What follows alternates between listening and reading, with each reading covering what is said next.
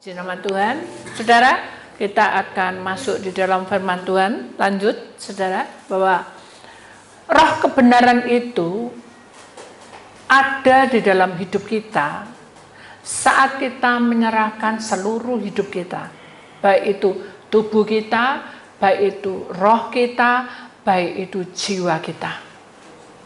Kenapa? Karena di dalam hidup kita, tubuh aja, saudara, itu memiliki organ tubuh. Ada yang mata, telinga, ya, dan juga masih banyak lagi jantung, paru-paru, ya, empedu, usus besar. Pokoknya semua organ dalam tubuh kita ini berfungsi semua. Demikian juga kehidupan kita di dalam rohnya. Kita ini, tubuh roh jiwa kita ini diumpamakan peralatan-peralatan yang disucikan. Ya, kalau kita memperhatikan firman Tuhan, saudara, di dalam Keluaran pasal 31 ayat yang ketiga, kita ambil di dalam ayat yang ketiga, dan telah kupenuhi dia dengan roh Allah, dengan keahlian, dan pengertian, dan pengetahuan dalam segala macam pekerjaan. Apa itu? Mari kita akan membaca sebelum itu, saudara, ya, sebelum ayat yang kita baca tadi. Di sini saya akan bacakan supaya saudara tahu, ya, bahwa sebenarnya kita ini diumpamakan tentang alat-alat yang sudah dikuduskan seperti mata, telinga, ya. Kita akan baca, saya akan bacakan, saudara. Dan telah kupenuhi dia dengan roh Allah, dengan keahlian dan pengertian dan pengetahuan dalam segala macam pekerjaan.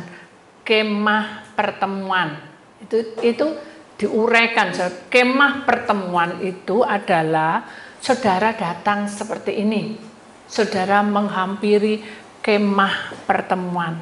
Kemudian kalau kita perhatikan di sini, saudara, tabut untuk hukum itu adalah perintah firman Tuhan di dalam hukum-hukumnya, ya. Kemudian kita akan perhatikan di sini juga, saudara, tutup perdamaian yang terletak di atasnya. Jadi kalau saudara mau mengikuti hukum Tuhan, maka kita harus memiliki apa? Roh damai itu. Nah, roh damai itu, saudara, seperti apa contohnya? Saudara, kalau kita bekerja, ya saudara, kalau penghasilan kita itu makin menurun, kira-kira kita mikir enggak, saudara? Mikir loh, ya. Dengan mikir itu kita mulai seleksi, dalam arti kita koreksi.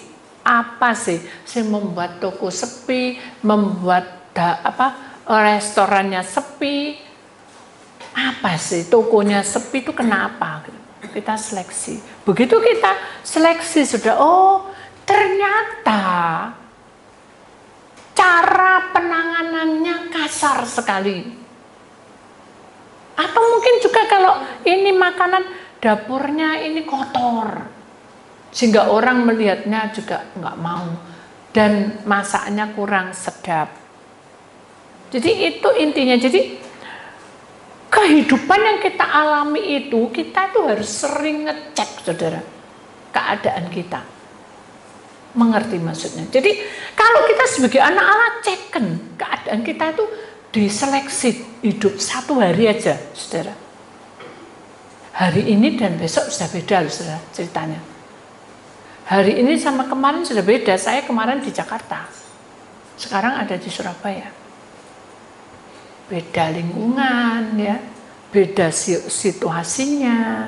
Sampai orang yang mengantarkan saya itu, saudara, taksi itu, ya, dia bilang gini, Bu, hidup ini kayak mimpi, katanya.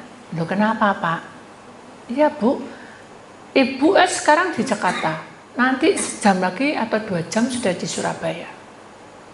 Nah, itu kan menandakan bahwa orang-orang yang taksi itu tadi membayangkan bagaimana liku-liku hidup ini.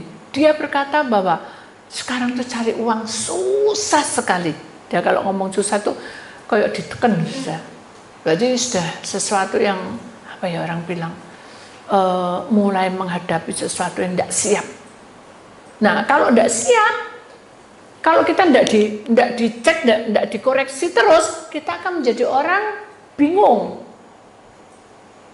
Padahal saya tadi ditanyain, setelah ini mau kemana? Ya, saya bilang, oh saya ya pulang lagi ke hotel, karena kan saya hanya antigen. Loh, tadinya ibu kemana? Oh saya ke Grogol. Nah, bayangannya bapak taksi ini tadi, saya langsung ke Grogol. Jadi saya diteruskan, saya jadi karena saya doa, saya telepon, saya pejam mata, saya nggak tahu. Tapi kok rasanya nggak tutuk-tutuk, nggak sampai di hotel. Padahal kalau antigen itu cuma di baliknya hotel itu. Jadi kok lama ya? Tapi kan karena saya doa, saya berserah sama Tuhan. Begitu berserah, saya buka amin, saya kaget tuh. Kok jadi jauh gitu dari hotel? Terus akhirnya saya tanya, Bapak, permisi, Bapak mau kemana? Ke Grogol. Dalam hati mau logika, saya ngongkon ki sopo kan gitu ya. Saya nyuruh tuh siapa? Aku tuh ndak pergi ke Grogol. Saya itu ada di hotel, balik di hotel. Nah, nanti saya sudah awal bilang kalau logika saudara, loh, kamu tuh loh tak bisa cerita nih. Itu kan membuat kita apa ya? Bukan kecewa. Nah, kalau kita kecewa terus kita langsung lihat apanya? Lihat apanya? Tadinya cuma sekian jadi sekian, tapi kita tidak boleh hitungan. Berarti Tuhan itu punya maksud apa? Pada saat saya apa saya, jadi oh maaf ya bu, tapi saya tahu Tuhan punya maksud. Amin. Jadi seperti itu. Jadi kalau tubuh kita ini adalah sesuatu yang hendak disucikan oleh Tuhan. Jadi semua peristiwa itu disaring, tapi dengan hati yang apa? Yang jernih, tidak boleh emosi, tidak boleh mangkal. Itu kadang terjadi, saudara. Yang kita tidak duga, itu terjadi. Pernah tidak seperti itu? Wes aku janji, wes aku gak marah, wes aku mulai sekarang harus semangat kerja, baru ngomong, sak langkah ngomong baru, sak kejap. Ternyata ada sesuatu perubahan. Emosinya meluap-luap. Nah, jadi di dalam Keluaran 31 ini dari ayat pertama sampai habis itu menerangkan tentang bagaimana tutup perdamaian itu dipakai betul-betul oleh anak-anak Tuhan. Jadi kalau saudara melewati itu semua, maka saudara akan mendapat hari demi hari itu sesuatu jawaban dari Tuhan. Walaupun apa yang kita minta belum tercapai. Kita perhatikan lagi di sini. Dan segala perabotan kemah itu, apa kemah itu? Kemah itu adalah ini tubuh kita. Tahukah kau bahwa kau rumah Allah? Ini tubuh kita ini. Kemah itu dijaga. Jangan mencobai Tuhan. Contoh, kemarin tuh puasa sampai dari pagi sampai sore, ya. Terus di depan itu ada sambal mangga. Tahu mangga? Ya, orang Jawa bilang pencit itu, sambal pencit. Ya. Enak ya, seweger ya. Ngantuk jadi melek ombo ya, jadi buka mata. Makan gitu tak enak. Begitu saya mau nyeduk, Roh Tuhan bicara, karena kamu kemah, kamu kemah yang sudah dikuduskan. Ayo, jangan ambil. Ini bertentangan, saudara. Keakuan kita, Kak, aku minta titik ini enak dari kemarin sudah tak pengen baru ketemu sekarang. Tidak boleh. Ya sudah, tidak jadi. Kecewa enggak? Apalagi kita perempuan kecewa.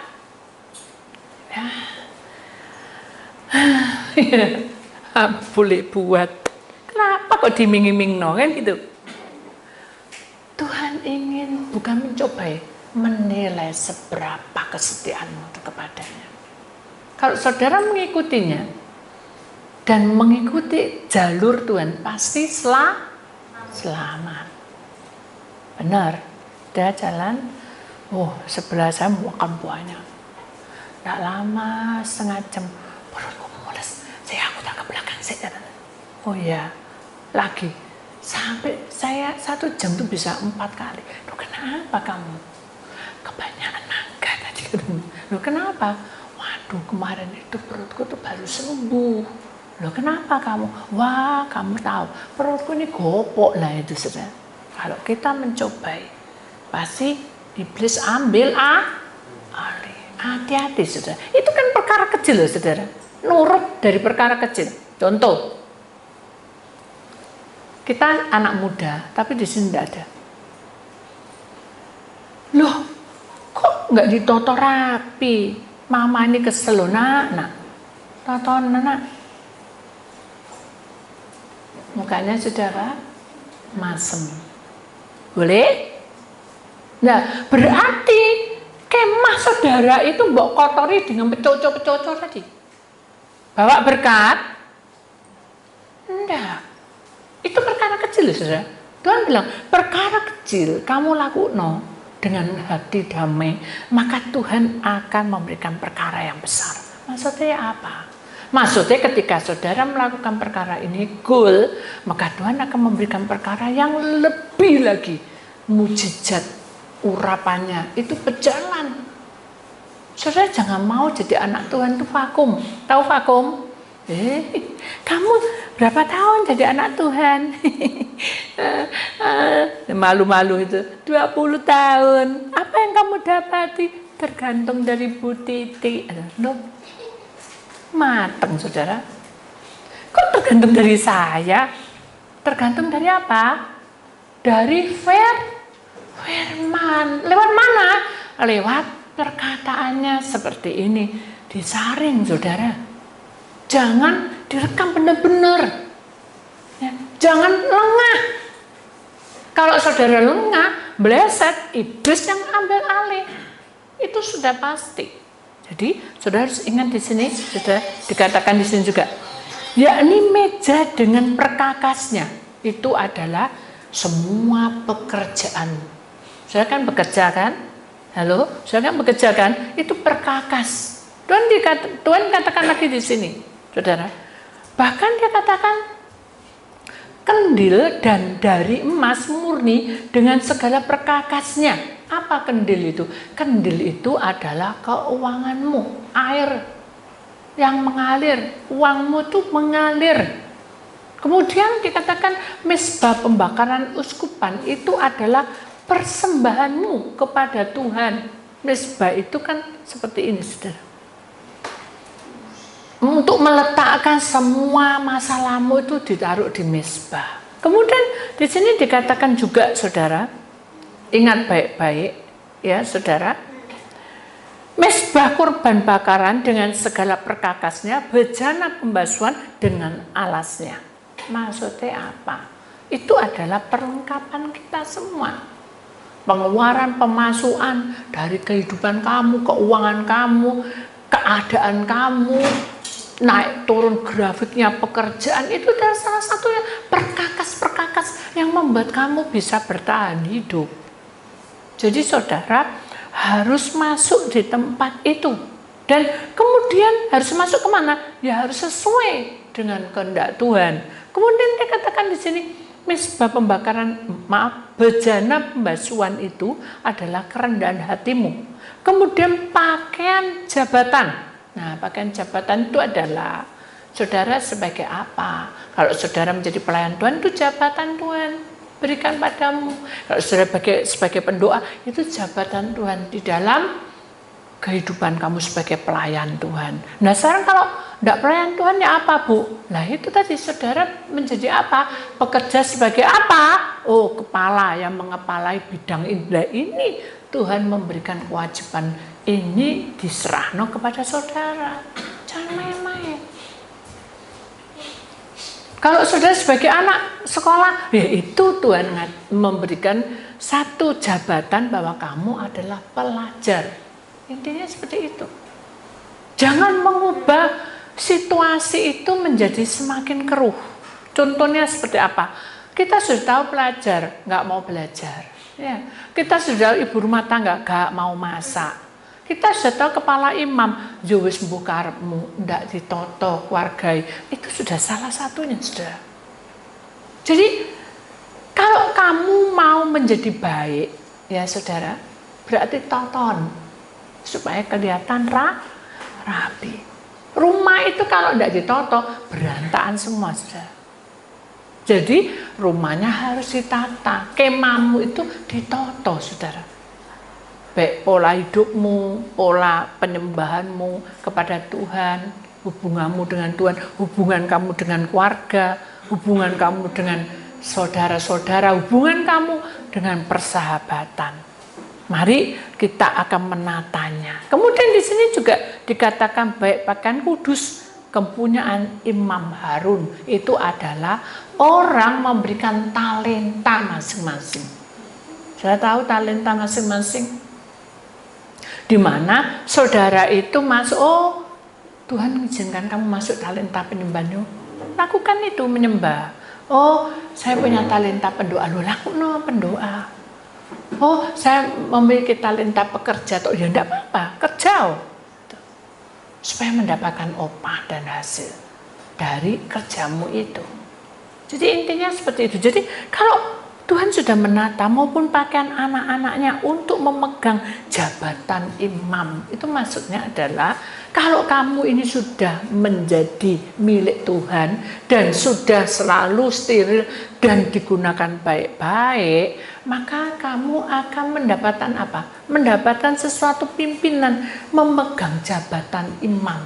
Jadi saudara punya hak untuk memberitakan kebenaran itu lewat perbuatan kamu. Jadi bukan karena lewat perbuatan kamu datang ke gereja Senin, Selasa, Rabu, Kamis, Jumat, Sabtu, Minggu. Itu kewajiban. Saya mengerti, pahami itu. Jadi saudara harus ngerti bahwa kita ini harus semakin dewasa, semakin ngerti arahnya kemana. Tuhan itu memakai aku. Wes ndak ini sesuai ndak aku ini. Tubuh roh jiwaku ini sesuai ndak sama Tuhan. Karena di dalam ayat ini, Yesaya 36 ayat 13 ini menerangkan kepada kita dengan jelas bahwa kehidupan kita ini betul-betul akan menjadi apa? Miliknya, akan dipakai dengan keahlian masing-masing kasarnya, dengan pengertian yang Tuhan sudah tahu. Setiap manusia ini pengertiannya beda-beda, saudara. Tuhan memberikan pengertian, tetapi ujung-ujungnya bukan terus dibedakan. Oh ini kamu tinggi, lebih rendah. Maksudnya pengertian kemampuan masing-masing itu, saudara. Itu berbeda-beda, tetapi Tuhan akan menyamakan semua. Kenapa? Karena Tuhan tidak pernah pilih kasih. Kemudian juga pengetahuan. Pengetahuan itu seperti apa? Pengetahuan adalah kejadian demi kejadian yang kamu alami dulu, saudara. Contoh aja, saya mungkin kecapiin juga banyak pikiran, saudara. Jadi kalau saya mikir, kalau saya di Jakarta, pikiran saya di Surabaya. Kalau saya di Surabaya, pikiran saya di Jakarta. Pikiran saya di pelayanan lainnya. Nanti kalau saya dipanggil ke sana kok jauh nih. Jadi itu sudah logika, saudara. Kalau saya seperti itu pemikiran saya, karena saya hamba Tuhan. Karena itu telat makan segala macam, akhirnya saya kram. Jadi dari pinggang ke bawah ini, wah mewendol, kenceng gitu, lama sekali. Biasanya nggak pernah lama. Saya sudah tarik nafas.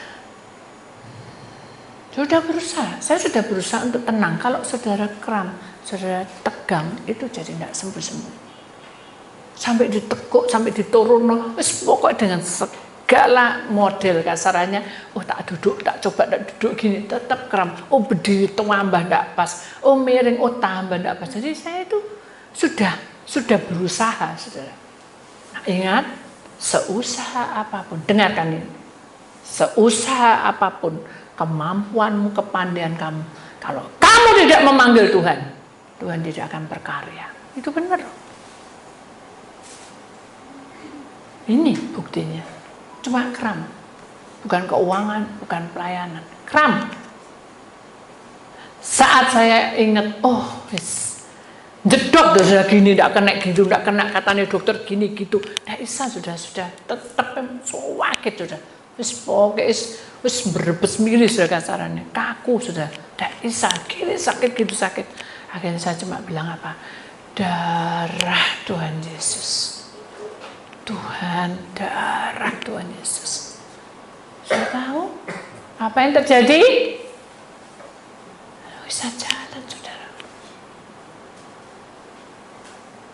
Saya balik lagi, jalan lagi. Tadi tidak bisa, gurak gini aja sakit kok. Saya jualan 3 langkah, 4 langkah. Loh, saya lama-lama saya pergi ke tempat toilet. Jualan lagi balik, darah Tuhan Yesus. Nah, Tuhan berkata, Roh Allah, roh itu akan turun ketika kita mengundang rohnya masuk di dalam hidup kita. Ikut campur tangan. Tadinya kan saya pikir saya anak Tuhan, saya hamba Tuhan kok. Wah, kram, wis kasih ibunya panas-panas sembarang. Wis kasih apa sudah pakai gerakan gini supaya tidak kram. Tapi tidak berubah. Terus sudah. Begitu saya memanggil dan jedok. Wes baru Tuhan, darah Tuhan, saya tidak bilang darah Tuhan Yesus, darah Tuhan Yesus. Jalan saudara, jalan. Itu kan perkara kecil saudara ya, perkara kecil. Jadi kalau perkara kecil saudara setia, maka perkara besar pun saudara akan bisa hadapi. Dan Tuhan berikan yang terbaik itu, imani itu saudara. Dan Tuhan tahu dalam segala macam pekerjaan. Tuhan sanggup mengadakan semua mujizat dan kuasanya. Amin. Kita harus mengimani. Jangan kita menghitung-hitung, saudara. Kalau kita menghitung-hitung kayak seperti tadi sudah. Tadi ini cuma sekian, sekarang malah 2 kali lipat. Gimana kita? Apa kita ngeromeng, ngeremeng? Enggak, saya kasih. Saya suka cita. Kenapa? Ikhlas, saudara. Dari situlah uang di doano orang itu sudah berubah. Pasti. Kenapa? Karena Tuhan punya rencana. Jadi saudara harus tahu. Mengapa saudara perhatikan? Mengapa gambar ini manusia, ya? Manusia, ya, manusia, ya tuh. Itu kan manusia. Tapi itu ada seperti putaran gitu ya, putih seret gitu ya. Ya yang keluar gitu saudara. Itu menandakan tentang kehidupan kita. Kita ini mudah kebawa saudara. Apanya? Tubuhnya, roh yang mudah keluar dari tubuh kita. Itu menandakan bahwa sebetulnya kuasa Tuhan itu sudah dekat, ya. Dekat sekali. Ya. Oh ibu ini kok arek cilik ini gambaran gitu. Saya terangkan supaya saudara ngerti. Kalau saudara tidak ngerti kan jadi tidak paham. Mengapa manusia itu di belakangnya ada seperti itu? Kenapa? Karena roh itu sering keluar dari hidup kita. Kenapa? Karena tidak ada damai sejahtera. Kita tuh ngomel, marah, gondok, pegel lah itu saudara. Roh itu bisa keluar. Ya, hati-hati saudara ya. Sekarang kita perhatikan lagi gambar yang kedua. Yeskiel pasal 36 ayat yang ke-27. Begini bunyi firman Tuhan. Rohku akan kuberikan diam di dalam batinmu, dan aku akan membuat kamu hidup menurut segala ketetapanku, dan tetap berpegang pada peraturan-peraturanku, dan melakukannya. Amin. Wah, ini gamblang sekali, nggak perlu dijelaskan. Jadi roh itu, saudara, akan diam. Kalau kita sudah dikuduskan tubuh, roh jiwa kita cek terus, kita seleksi terus, oh mana sih ya, sing membuat kita ini kacau tuh mana ya? Itu saudara.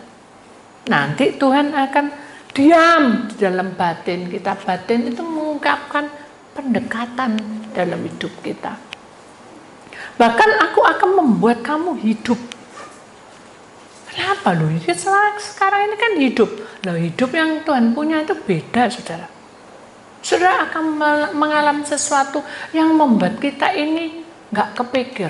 tidak terduga, luar biasa, luar biasa. Saya tidak minta Tuhan kasih lebih, saya tidak pengen Tuhan kasih lebih. Itu contohnya seperti itu.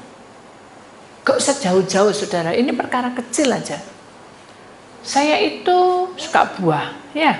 Mengapa saya selalu saksi itu? Karena memang hal itu tidak masuk akal gitu saudara ya. Di mana-mana buah tuh kok bosen ya, apel ya gak dihabisin gitu ya. Jadi terus bingung aja, belewa apa kok bukan belewa, apa tuh yang kuning-kuning tuh? Pir ya, buah pir juga. Waduh, kok bosen nih ya. Satunya lagi yang wangi itu apa? Buah sembarang itu tak lihat bosen semua sudah. Semangka ya bosen, semua bosen, pisang bosen, melon kuning tuh melon sudah, yang wangi bosen semua, bosen sudah. Ya sudah, tidak usah beli buah, tapi saya pengen buah Tuhan. Itu dalam hati sudah. Terus Tuhan, lihatan di samping, rasa bukan lihatan gitu. Ada sesuatu yang menggerakkan apa muka saya ini arah ke sana. Loh, kok ada anggur? Kok anggurnya kok ada di dekat timbangan? Saya bilang, Pak, kenapa anggurnya ditaruh sini? Oh ya Bu, baru datang. Ibu kalau mau milih silakan. Loh aneh tuh saudara. Tahu ya saya maksudnya? Itu kan dipaki anggur itu. Kok saya suruh milih? Memangnya saya yang punya? Intinya kan gitu. Duh, saya milih saudara. Ya tak pilih saudara. Tapi kan bisa dipakai gitu. Kan tidak bisa ngambil saudara. Dalamnya itu kecil, besar kan tidak tahu. Saya mau yang besar. Tuhan tahu bahwa saya suka buah itu yang besar. Jadi tidak usah ngoncek sampai meripil-meripil. Ya sudah, pokoknya saya mau. Saya ambil. Terus saya bilang, biasanya. Nah ini logika. Biasanya lek anggur ungu ini gak enak. Tahu ya? Keakuannya itu kok sok-sok yuk gitu, saudara. Biasanya. Benar enggak? Kadang kan gitu kita. Dibeli enggak? Nah, jangan ragu-ragu. Mau dibeli enggak? Enggak gitu. Terus milih besar-besar. Saya gini, dari awal saya minta buah kok sekarang tuh ada di dekat saya. Dah, saya ambil. Saya minta timbang. Ya murah loh ya an. Tapi ini anggur dari Tuhan, saya bilang gitu. Udah, jalan aja. Terus anggur ini biasanya kalau ungu tuh enggak enak. Itu terus ada saudara. Tapi saya bilang Tuhan yang kasih saya. Walaupun saya yang bayar, tapi Tuhan yang nemukan kok. Saya tahu apa yang terjadi. Saya sampai di rumah, Leon yang kecil itu minta anggur. Minta buah, dia kan suka anggur saudara. Segala anggur dia suka. Lebih-lebih hijau. Ini hitam, dilirik, tak beda. Betul dong. Leon tuh mulutnya cilik tapi suka main mulut. Betul dong. Gitu. Oh, apa ini anggur ini enak? Iya, enak. Iya. Terus tak cuci, tak kasihkan dia. Biasanya dia udah, enggak, nungguin saya lagi. Gitu. Loh, mau lagi? Tak kasih. Saya tahu. Enggak, kan kalau saya nyuci lama. Karena saya sibuk, dia ngambil sak gombok, saudara. Dicuci dewek, dimplok-emplok dewek, saudara. Terus saya bingung loh, ini anggur kemana? Kok habis? Saya kan enggak nyicipi tadi. Ya ini anggurnya di mana? Habis katanya. Di mana? Jebret semua ungu.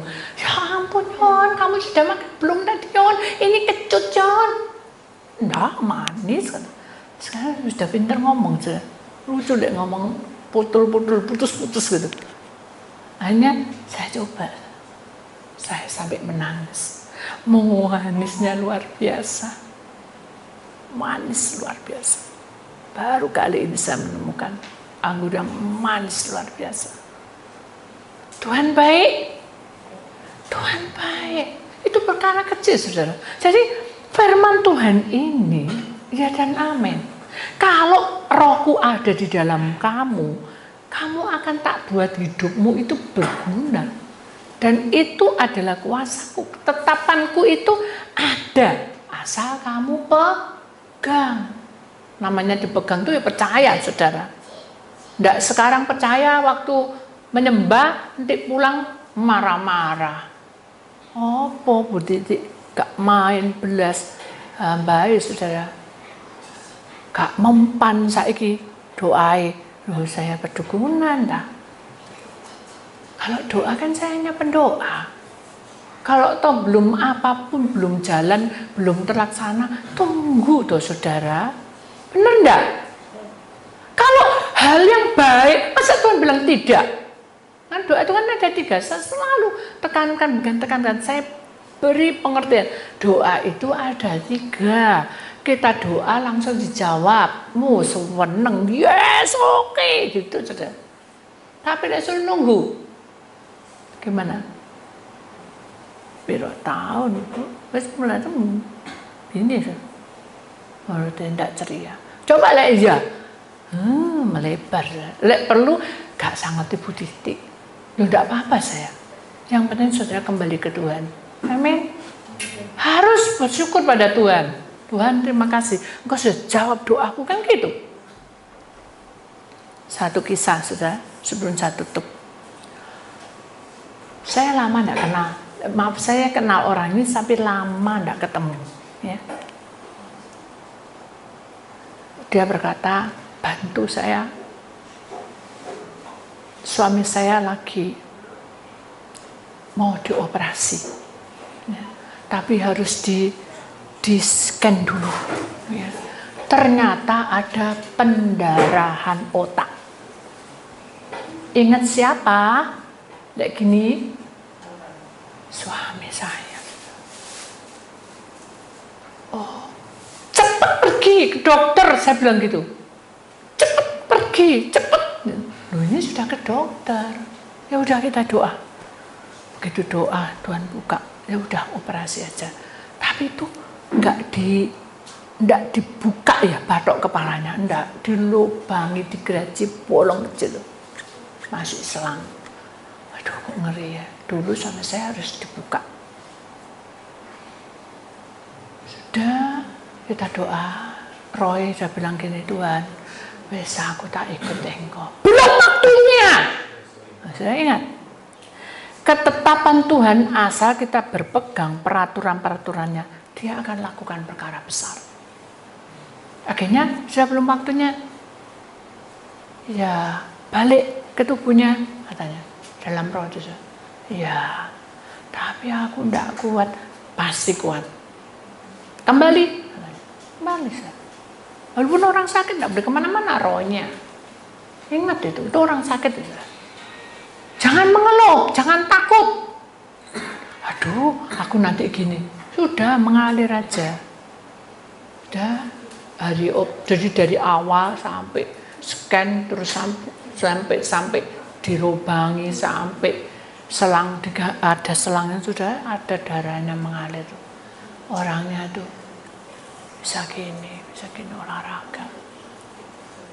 Mujizat terjadi dalam hidup kita. Kenapa? Karena percaya, karena melakukan aturannya, karena tidak melanggar, dia berpegang pada firman-Nya.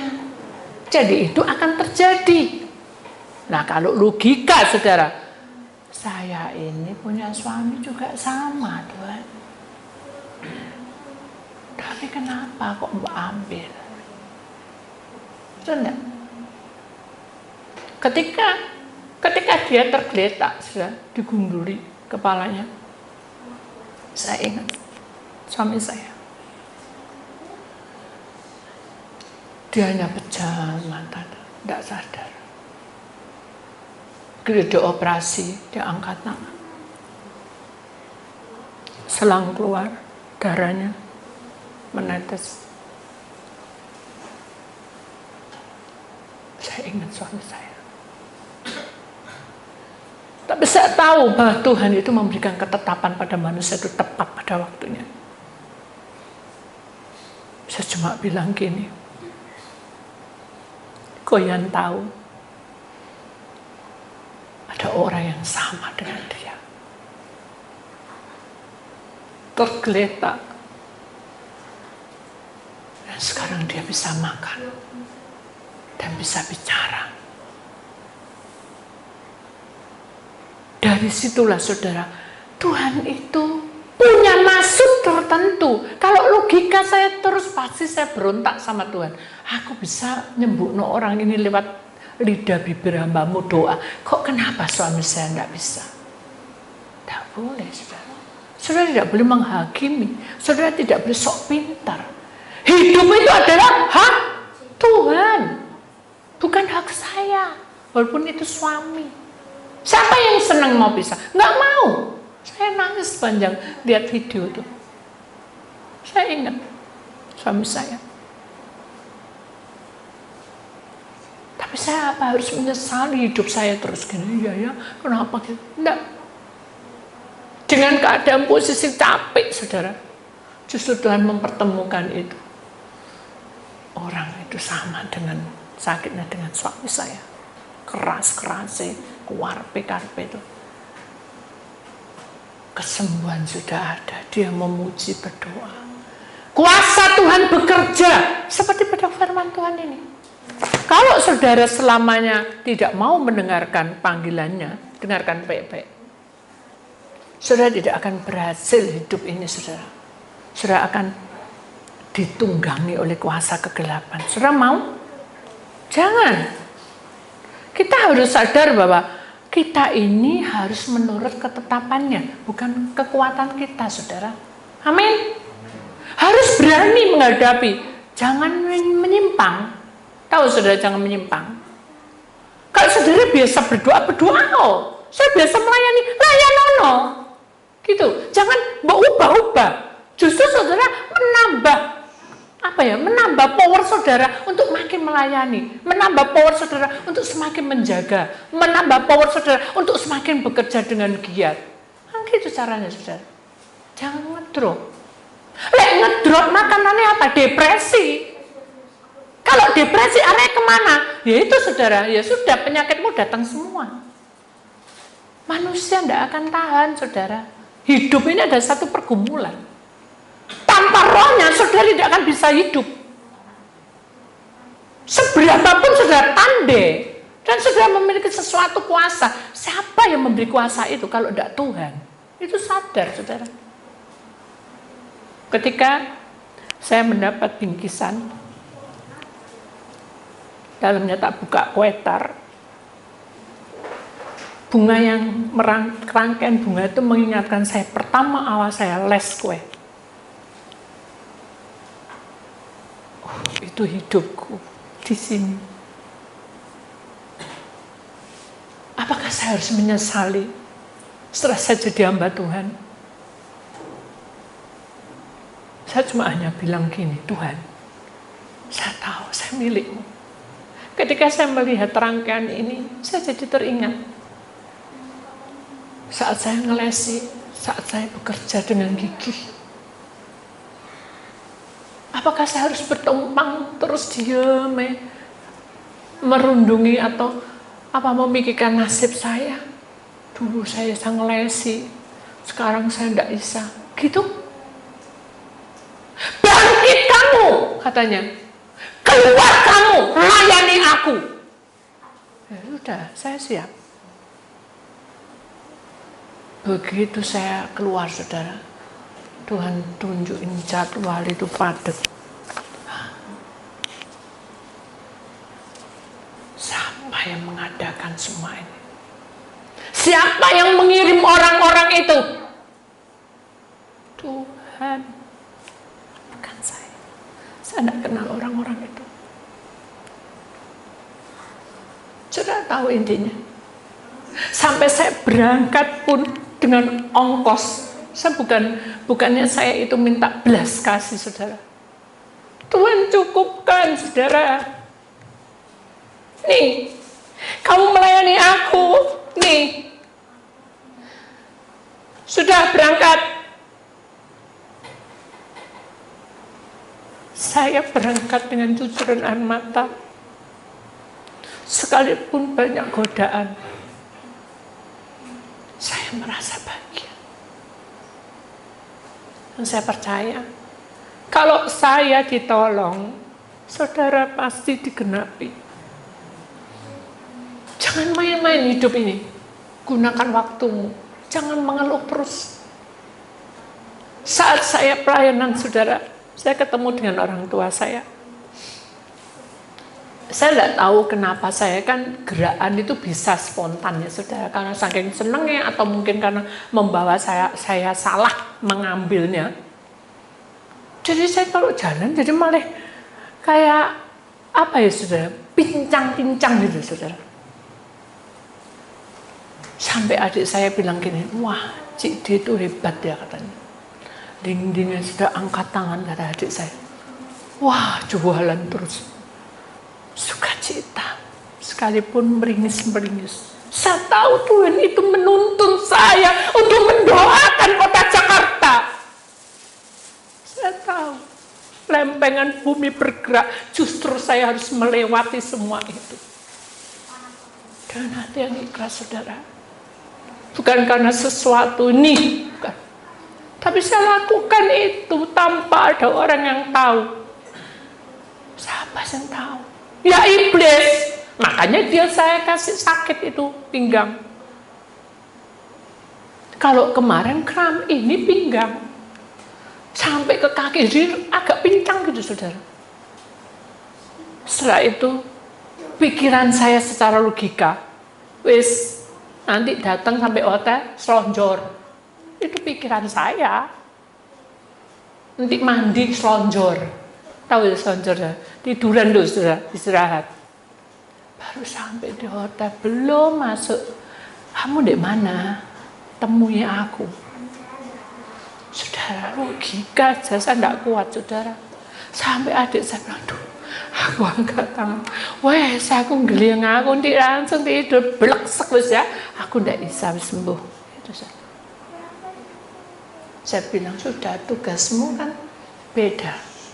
Kamu sebagai ibu rumah tangga kan, kalau Cik D sebagai pelayanan apapun harus siap. Sama seperti kamu dengan anakmu. Siap kan? Dicukupno, harus begini, harus begitu. Iya, D itu kan kerjaan pun sama. Cik D pun juga punya kerjaan yang sama, pelayanan.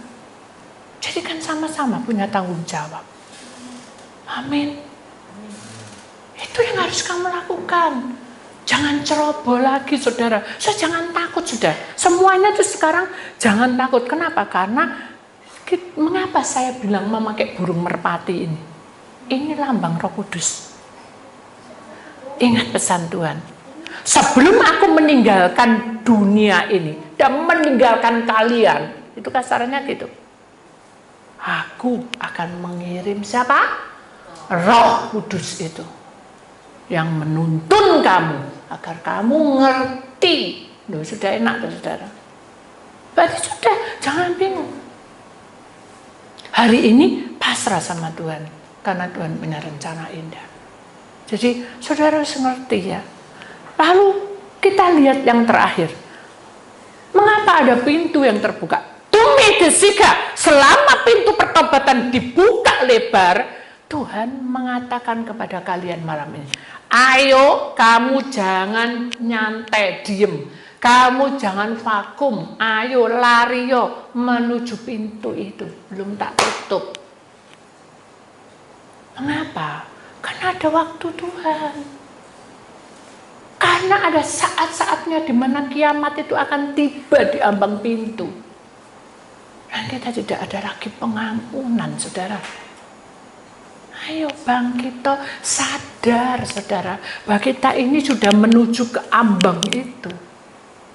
Tuhan akan memberkati hidupmu, memberkati pekerjaanmu, memberkati apapun yang kamu alami, tubuhmu lemas segala macam. Saya tahu, saya setelah saya dapat telepon suruh ke sana, saya ya pincang-pincang. Sampai saya bilang gini, maaf ya, karena saya agak kumat, tidak tahu kena apa, pincang. Saudara tahu. Sudah tahu. Dalam perjalanan itu sampai di hotel itu, di hotel lain itu berdiri terus. Sudah tahu. Saudara tahu? Tuhan izinkan saya terapi berdiri tanpa berjalan. Terus diem gini. Setelah orangnya pergi, dia selesaikan tugasnya, selesai. Sudah konsen, sudah semua doa sudah selesai. Sudah waktunya jalan dong, dia sudah pergi, mau kemana saya? Ya pulang. Begitu pulang sudah tahu, tidak pincang lagi. Tuhan itu ajaib. Mengapa saya tidak boleh duduk? Tidak boleh.